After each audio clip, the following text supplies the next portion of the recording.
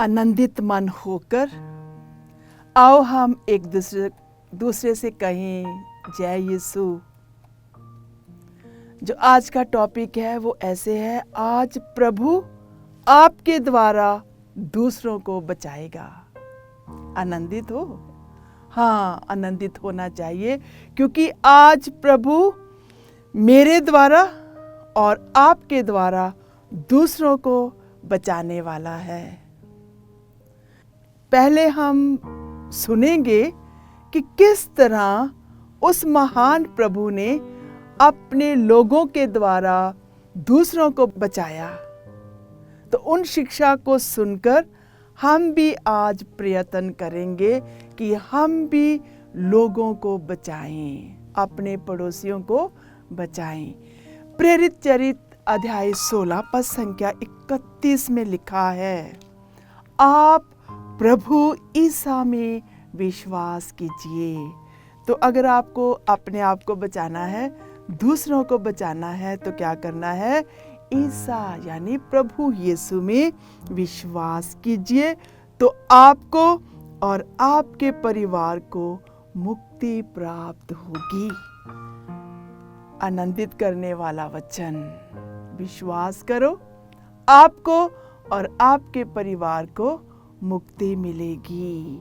तो जब हमें मुक्ति मिलेगी, जब हम विश्वास करते हैं, तो हम क्या करेंगे? संत जौहन का सुसमाचार अध्याय 14 पद संख्या 12 में लिखा है, मैं तुम लोगों से कहता हूँ, जो मुझ में विश्वास करता है वे स्वयं वे कार्य करेगा जिन्हें मैं करता हूँ, वे उनसे भी महान कार्य करेगा।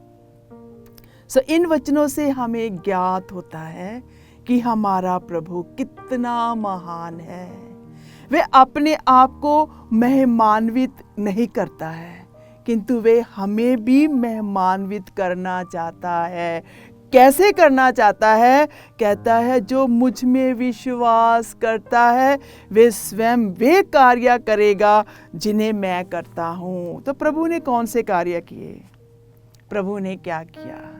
प्रभु ने दूसरों को बचाया, प्रभु ने बीमारों को चंगा किया, प्रभु ने मुक्ति का संदेश सुनाया, प्रभु ने पिता के प्रेम को बांटा, प्रभु ने मुर्दों को जिलाया, दुखियों को सांत्वना दी, भूखों को खाना दिया, अंधों को आंखें दी। तो आज प्रभु हमसे भी यही कार्य चाहता है कि हम भी प्रभु के समान बने और दूसरों को बचाएं। तो आप राजी हो?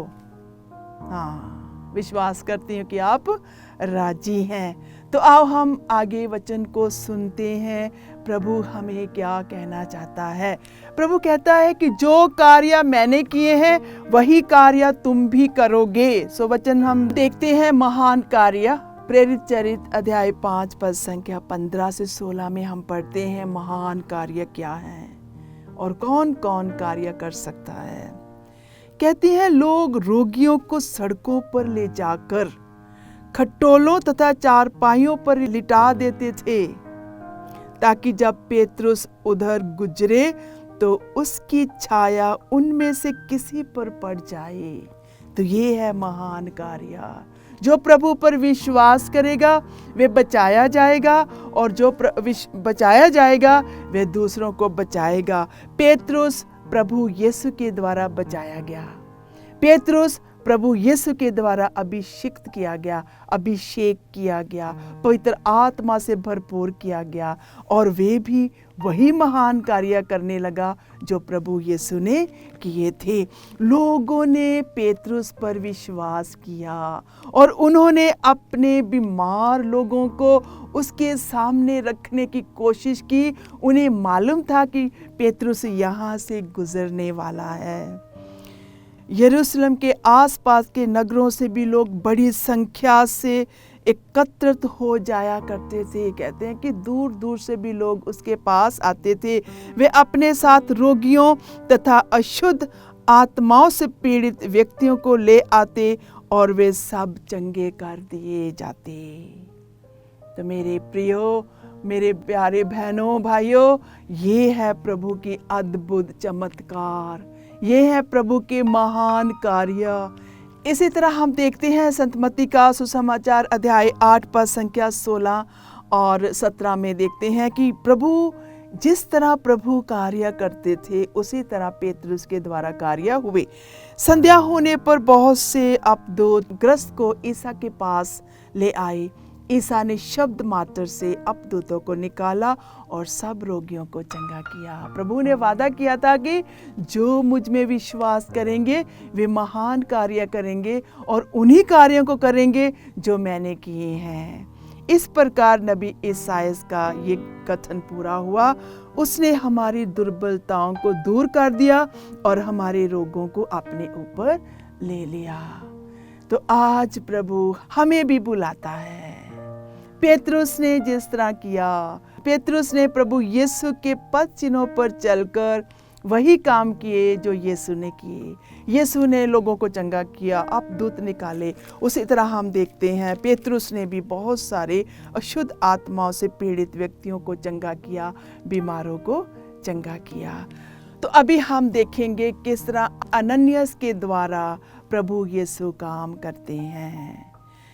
आपने संत पौलुस के बारे में सुना है कि वो किस तरह से एक अत्याचारी था। वे प्रभु के शिष्यों को, प्रभु के भक्तों को सताता था, उन्हें मारता था, लूटता था और अंत में प्रभु उसे चुनते हैं महान कार्य करने के लिए। प्रभु उसे रास्ते में मिलते हैं और वह घोड़े से गिर जाता है और घोड़े से जब गिर जाता है वे प्रभु की आवाज़ को सुनता है, साउल साउल तू मुझे क्यों सताता है। वचन में लिखा है, साउल साउल तुम मुझ पर क्यों अत्याचार करते हो। तो वो कहता है, प्रभु तुम कौन हो। कहता है, मैं प्रभु हूँ जिस पर तुम अत्याचार करते हो। उठो और शहर में जाओ, तुम्हें जो करना है वह तुम्हें बता दिया जाएगा। हम वचन सुनते रहेंगे। उसके साथ यात्रा करने वाले दंग रह गए। वे वाणी तो सुन रहे थे किंतु किसी को देख नहीं पा रहे थे। साउल भूमि से उठा किंतु आंखें खोलने पर वह कुछ नहीं देख सका, वे अंधा हो गया। इसलिए वे हाथ पकड़कर उसे दमिश्क ले गए। वे 3 दिनों तक अंधा बना रहा और वह ना तो खाता था और ना पीता था। आगे वचन में हम ध्यान से सुनेंगे किस तरह प्रभु अनन्यास को चुनते हैं और अनन्यास हिचकिचाता है, वह वहाँ जाना नहीं चाहता है, वह एक्सक्यूज़ ढूंढता है, मैं नहीं जाऊँगा, वो तो एक अत्याचारी है। किंतु प्रभु उसे क्या कहते हैं अभी हम सुनते हैं। दमिश्क में अनन्यास नामक शिष्य रहता था। प्रभु ने उसे दर्शन देकर कहा, अनन्यास। उसने उत्तर दिया, प्रभु मैं प्रस्तुत हूँ। प्रभु ने उसे कहा, तुरंत सीधी नामक गली जाओ और यूदस के घर में साउल तारसी का पता लगाओ। वे प्रार्थना कर रहा है, प्रभु सब कुछ खोल देता है। प्रभु अपने भक्तों को ज्ञान से भरपूर करता है और उन्हें पहले से सब बताता है आगे क्या होने वाला है।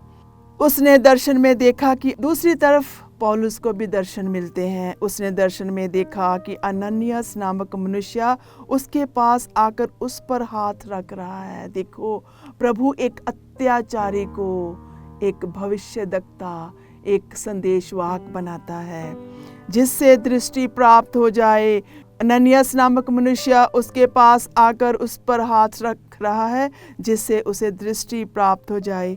अनन्यास ने आपत्ति करते हुए कहा, प्रभु मैंने अनेक लोगों से सुना है कि इस व्यक्ति ने यरूशलेम में आपके संतों पर कितना अत्याचार किया है। उसे महायाजकों से ये अधिकार मिला है कि वे यहाँ उन सबों को गिरफ्तार कर ले जो आपके नाम की दुहाई देते हैं। प्रभु ने अनन्यास से कहा, जाओ, वे मेरा कृपा पात्र है। वे गैर यहूदियों, राजाओं तथा इस्राएलियों के बीच मेरे नाम का प्रचार करेगा। मैं स्वयं उसे बताऊंगा कि उसे मेरे नाम के कारण कितना कष्ट भोगना पड़ेगा। तो प्रभु साउल को पौलुस बनाते हैं और उसे चुनते हैं। तब अनन्यास चला गया और उसके घर के अंदर आया। उसने साउल पर हाथ रखे और कहा, भाई साउल, प्रभु ईसा आपको आते समय रास्ते में दिखाई दिए थे। उन्होंने मुझे भेजा है जिसे आपको दृष्टि प्राप्त हो, आप पवित्र आत्मा से परिपूर्ण हो जाओ। उस क्षण ऐसा लग रहा था कि उसकी आंखों से छिलके गिर रहे हैं, उसे दृष्टि प्राप्त हो गई है और उसने तुरंत बपतिस्मा ग्रहण किया, उसने भोजन किया और उसके शरीर में बल आ गया। प्रभु ने अननियास को चुना साउल को बचाने के लिए। प्रभु खुद नहीं आते हैं, वे अपने भक्तों को चुनते हैं और दूसरों को बचाते हैं। यहाँ पर अभी साउल प्रभु का कृपा पात्र बनता है। पहले वो अत्याचारी था और जैसे ही वे प्रभु का बपतिस्मा ग्रहण करता है, वे महान महान और महान कार्य करता है। आओ आज हम भी प्रभु से आशीष मांगे, प्रभु हमें ज्ञान की आत्मा दो, हमें जो छिपे हुए भेद हैं उनका प्रभु हमें रहस्य बताओ, हमें ज्ञान से भरपूर करो ताकि हम भी अपने जीवन में दूसरों को बचा सकें। राजाओं का दूसरा ग्रंथ अध्याय 20 पद संख्या 1 से 6 तक हम सुनेंगे। इसमें हम देखते हैं प्रभु ईसाया नबी के द्वारा हिजकिय्याह को चंगाई देते हैं। वचन को सुनेंगे। उन दिनों हिजकिय्याह इतना बीमार पड़ा कि वे मरने को हो गया। आमोस के पुत्र नबी ईसाया ने उसकी यहाँ आकर कहा, प्रभु कहता है, ध्यान से सुनो, अपने घर बार की समुचित व्यवस्था कीजिए क्योंकि आपकी मृत्यु होने वाली है। ईसाया ये वचन हिजकिय्याह के लिए लेकर आता है। कहता है आप अच्छे नहीं हो सकेंगे। और हिजकिय्याह परेशान हो जाता है। हिजकिय्याह ने दीवार की ओर मुंह करके प्रभु से ये प्रार्थना की, प्रभु कृपया याद कर कि मैं ईमानदारी और सच्चे हृदय से तेरी सेवा करता रहा और जो तुझे प्रिय है वही करता रहा। और हिजकिय्याह फूट फूट कर रोने लगा। और हिजकिय्याह की ये प्रार्थना,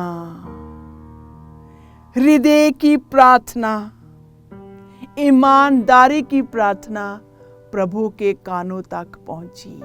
और प्रभु का संदेश क्या आता है, हम आगे सुनते हैं। ईसाया मध्यावर्ती प्रांगण से निकला भी नहीं था कि प्रभु की वाणी ये कहते हुए फिर से उसे सुनाई पड़ी, मेरी प्रजा के शासक हिजकिय्याह के पास फिर से लौट जाओ और उसे कहो, तुम्हारे पूर्वज दाऊद का प्रभु ईश्वर ये कहता है, मैंने तुम्हारी प्रार्थना सुन ली है और तुम्हारे आंसू देखे हैं।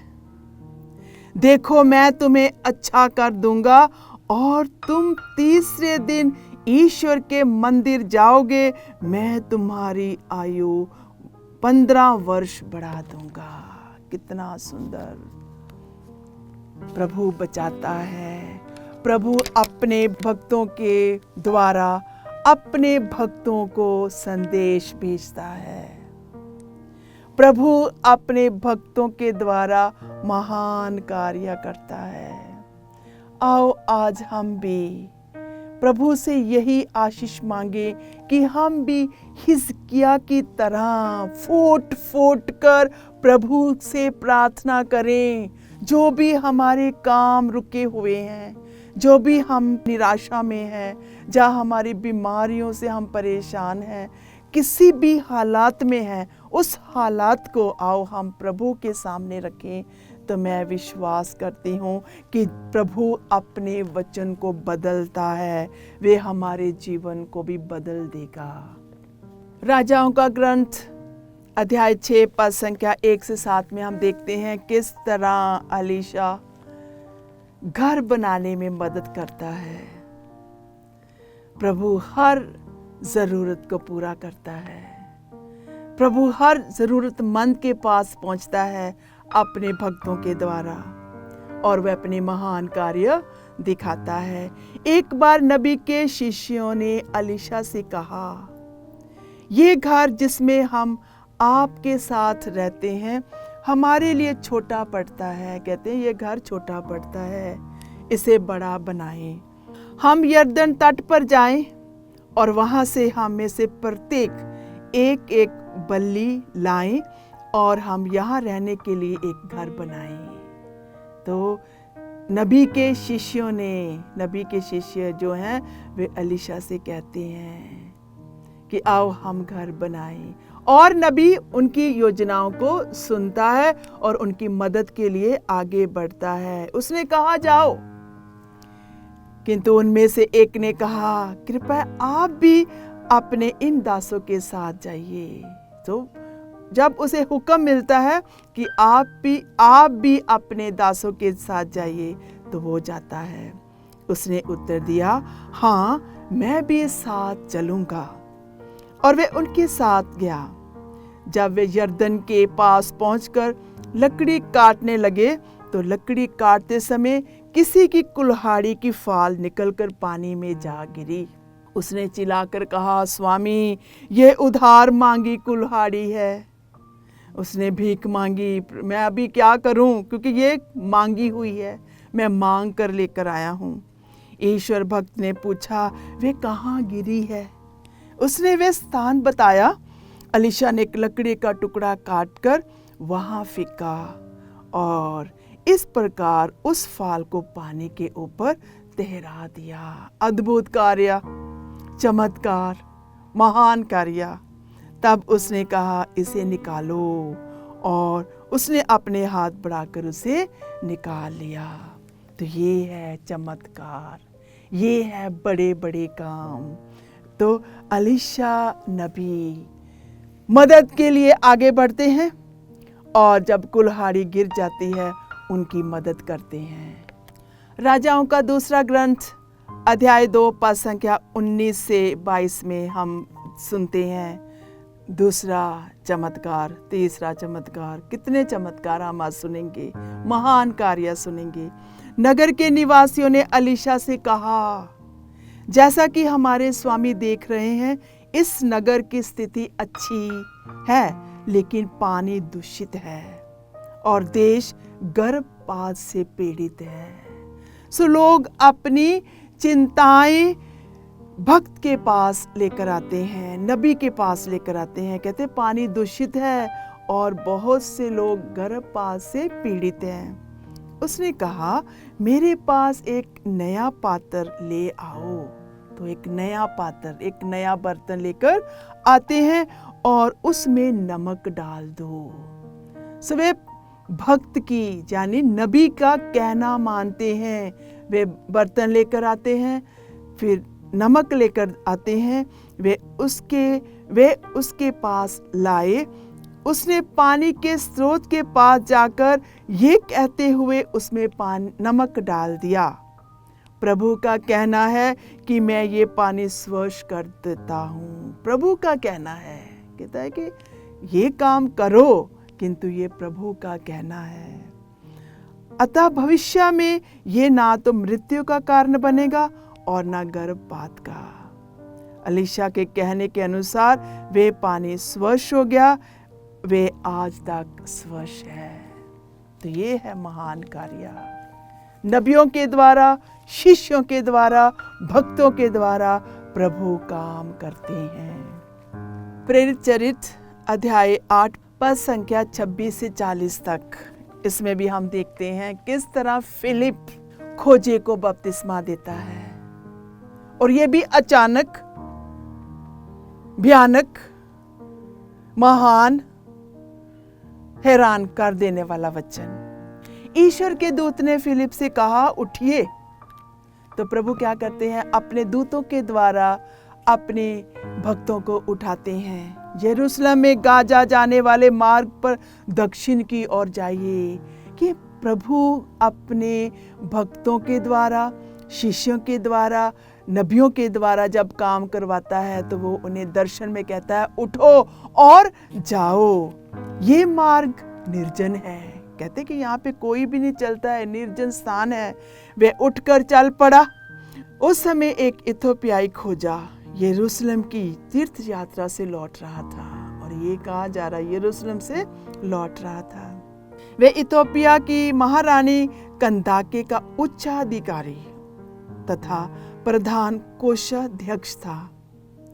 वे अपने रथ पर बैठा हुआ नबी इसायास का ग्रंथ पढ़ रहा था। देखो, वचन पढ़ रहा था। और आत्मा फिलिप से क्या कहते हैं सुनेंगे। आत्मा ने फिलिप से कहा, आगे बढ़िए और रथ के साथ चलिए।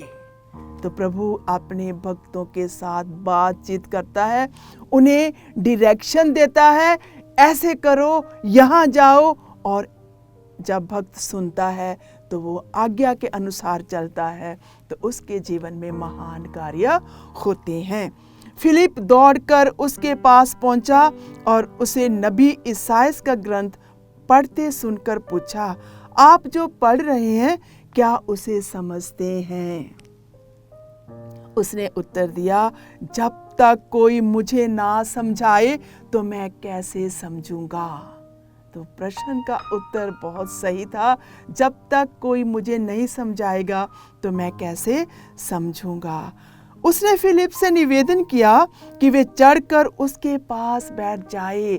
अभी फिलिप को वो न्योता देता है, आमंत्रण करता है कि मेरी रथ में बैठ जाओ। वह धर्म ग्रंथ का वे प्रसंग पढ़ रहा था। ये मेमने की तरह वध के लिए ले जाया गया। प्रभु यीशु के बारे में वे पढ़ रहे थे, किस तरह से उसे वध के लिए ले जाया गया। ऊन कतरने वाले के सामने चुप रहने वाली भेड़ की तरह उसने अपना मुख नहीं खोला। प्रभु यीशु जब दुख सह रहे थे, उन्होंने अपना मुख नहीं खोला। उसे अपमान सहना पड़ा, उसके साथ न्याय नहीं किया गया।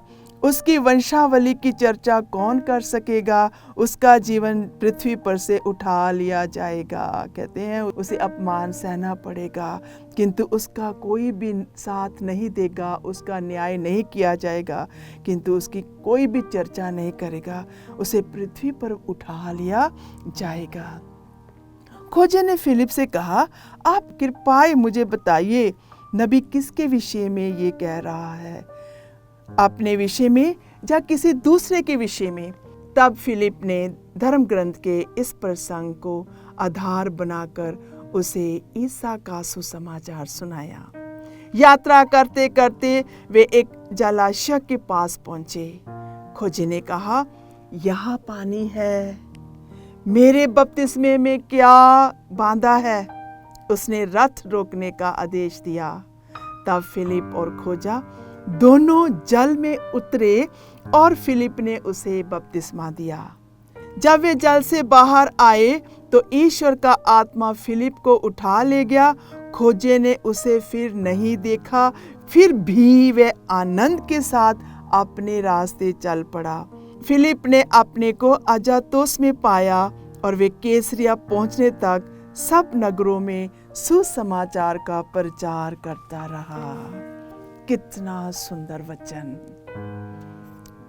कितने महान काम प्रभु की।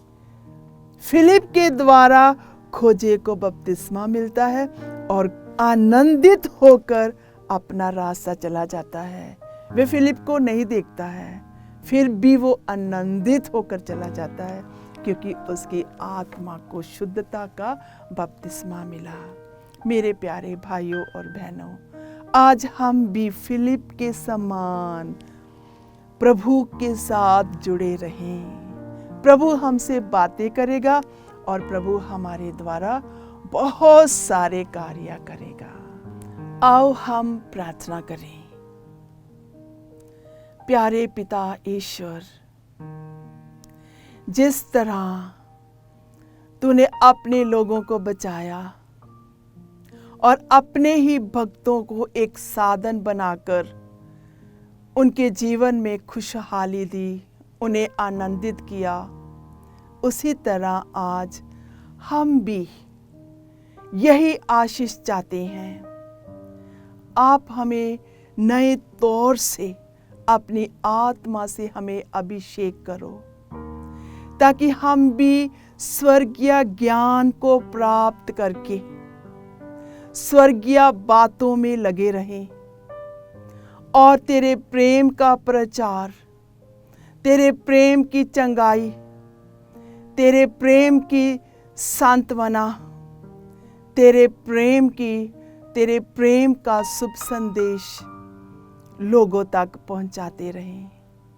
प्रभु, जिस तरह तूने हमें बचाया, पाप से बचाया, हमें मुक्त किया, हमें आशीष प्रदान करो प्रभु, हम भी दूसरों को बचा सकें अपने कर्मों के द्वारा, तेरे वचनों के द्वारा, तेरी चंगाई के द्वारा, मीठी बोली के द्वारा दूसरों के लिए शांति का साधन, शांति का प्रतीक बने।